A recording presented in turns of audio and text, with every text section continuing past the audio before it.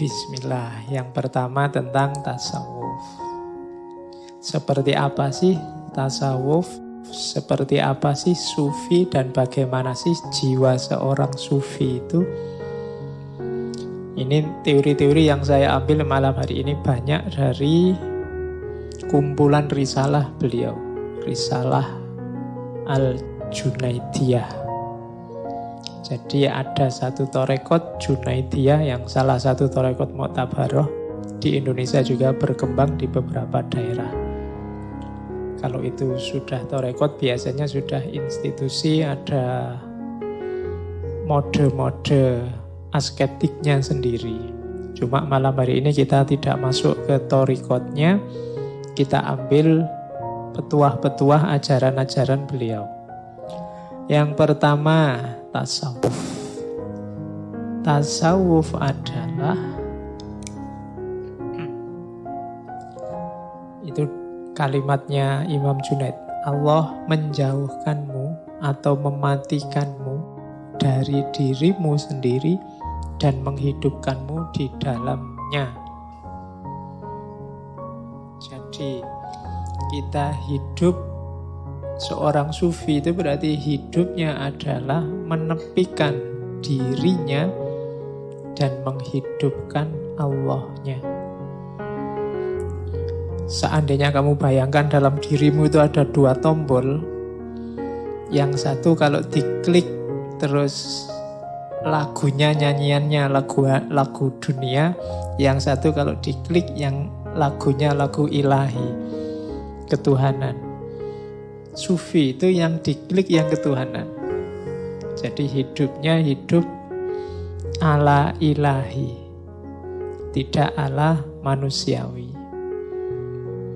Apa kayak gitu manusiawi, Pak? Kan tadi disebut tidak ala manusiawi, ala ilahi. Loh Pak, normalnya manusia itu kan ya hidup di dunia dengan gaya dunia, dengan mode dunia. Tidak apa-apa kamu hidup di dunia dengan mode dunia, tapi orientasinya ilahi. Apapun yang kamu lakukan, apapun yang kamu kerjakan, ya memang medianya media duniawi, perangkatnya perangkat duniawi, modalnya duniawi, tapi arah tujuan targetnya harus ilahi. Ngaji ini kan duniawi. Kamu butuh baju, kamu butuh kendaraan, kamu butuh kopi, kamu butuh gelas, kamu butuh laptop, kita butuh LCD. Ini kan duniawi semua. Tapi barang-barang duniawi ini kita ajak untuk mengilahi, untuk merohani.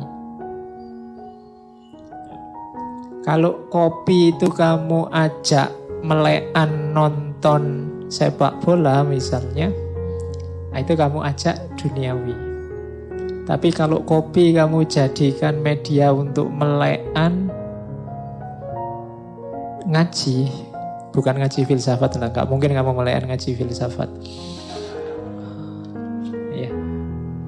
Jadi kalau melekan ngaji Quran misalnya, kamu ajak dia merohani, mengilahi.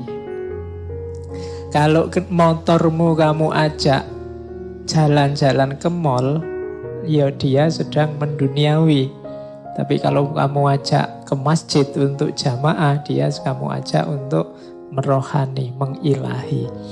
Nah, hidupnya seorang sufi itu seluruh aspeknya dibawa untuk hidup di dalamnya. Itulah yang disebut mengilahi. Kalau kalian nanti belajar mengolah rohanimu, mengilahi, jiwamu akan tertempa. Diilustrasikan di kalimat yang kedua ini. Jadi tasawuf itu menempa jiwa. Katanya Imam Junaid, kita tidak menjalankan tasawuf dengan banyak bicara saja. Qila wa qola, al-qil wal qol. Kita kan senang belajar tasawuf. Kadang-kadang kita mimpi pengen jadi sufi, terus punya karomah apa, terus bisa menaklukkan orang, bisa menyembuhkan orang, macam-macam cita-citamu. Tapi kebanyakan hanya qila wa qola. Kita hanya wacana. Kalau pas ngaji kayak gini bayanganmu sufi aku ini. Pokoknya ya ngono. Cuma ya pas gini aja wacana. Begitu nanti pulang ya balik kaya asale. Tadinya apa ya besok apa kembali lagi begitu. Itu namanya kila wakola. Hanya ngomong saja. Sudah bolak-balik ngaji tema sufi ya jiwamu ndak nyufi-nyufi. Keseharianmu juga ndak berubah. Maka katanya Imam Junaid, kita tidak menjalankan tasawuf dengan banyak bicara saja. Makanya beliau agak tidak cocok dengan sufi yang agak bulat, agak rumit, agak dengan teori macam-macam, filosofi macam-macam. Tidak. Praktek saja sudah. Tapi kita melakukannya dengan lapar, maksudnya puasa. Meninggalkan seneng-seneng di dunia, kelezatan dunia.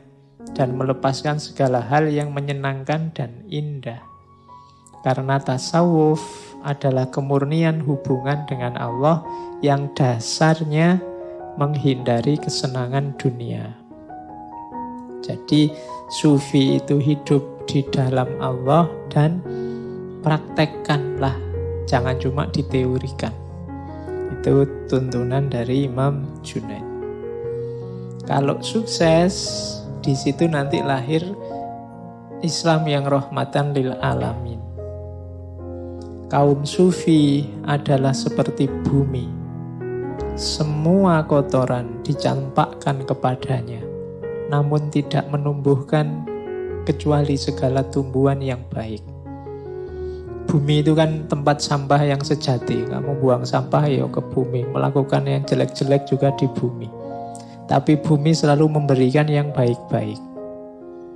Dia memberi tumbuhan yang baik-baik. Makanan kita sumbernya sebagian besar dari bumi. Jadi karakternya sufi yang pertama, meskipun banyak kotoran diberikan padanya, selalu yang baik-baik diberikan. Kalau ada orang mencaci maki kamu dan kamu balesnya juga caci maki, ya berarti kamu normal, bukan sufi. Kalau sufi diberi yang jelek, yang dikembalikan yang baik. Simbolnya bumi. Simbol bumi yang lain berarti apa? Diinjak orang soleh maupun orang munafik, dia tetap stabil. Sebagaimana mendung, dia juga memayungi segala yang ada. Seperti air hujan, dia mengairi segala sesuatu. Jadi jiwanya sufi itu stabil. Diinjak orang soleh ya biasa, diinjak orang munafik juga ya biasa. Bumi itu kan tidak pilih-pilih. Kan tidak mungkin orang munafik menginjak terus buminya tidak mau diinjak kan tidak. Ya tetap silahkan siapa yang butuh menginjak. Kayak mendung juga begitu. Mendung itu kan dia menaungi siapapun. Kan dia tidak pilih-pilih. Air juga begitu, hujan kan juga begitu. Hujan itu ya semua dikasih air, dikasih hujan. Tidak kok, wah orang kafir itu, tidak usah lah. Terus pas orangnya ini tidak kena hujan kan tidak. Semuanya juga kena. Jadi itu yang disebut rahmatan lil alamin. Jadi dia jadi rahmat bagi siapapun, tidak pilih-pilih. Nah, kalau kalian nyampe level ini, jiwamu jiwa sufi sudah. Jadi analoginya, simbolnya bumi. Diberi kotoran bermacam-macam, balasannya yang baik-baik. Diinjak siapapun diperlakukan sama. Siapapun dinaungi. Kalau mau memberi tidak pilih-pilih, semua diberi yang baik-baik. Nah, itu simbolnya bumi. Yang ketiga, jika engkau melihat seorang sufi menaruh kepedulian kepada penampilan lahiriahnya, maka ketahuilah wujud batinnya rusak. Nah, kalau dua yang atas paragraf itu menunjukkan jiwa sufi, hati-hati yang ketiga ini jiwa bukan sufi. Orang yang sibuk dengan penampilan lahiriah. Jadi orang yang sibuk dengan hal-hal yang duniawi, yang kelihatan. Kalau sudah sibuknya itu berarti batinnya rusak. Apa ndak boleh Pak pakai baju yang bagus, pakai baju yang pantas, yang sopan? Boleh, tapi jangan sibuk di situ. Kalau yang kamu pedulikan, kamu sibukkan hanya itu, itu ciri-ciri batinnya sudah rusak. Jadi jiwa sufi itu berarti apa? Selalu menaungi, membantu siapapun, memberi yang baik pada siapapun, dan tidak sibuk dengan hal-hal lahiriah, atribut-atribut duniawi. Kalau kalian punya kualifikasi ini berarti jiwamu jiwa sufi.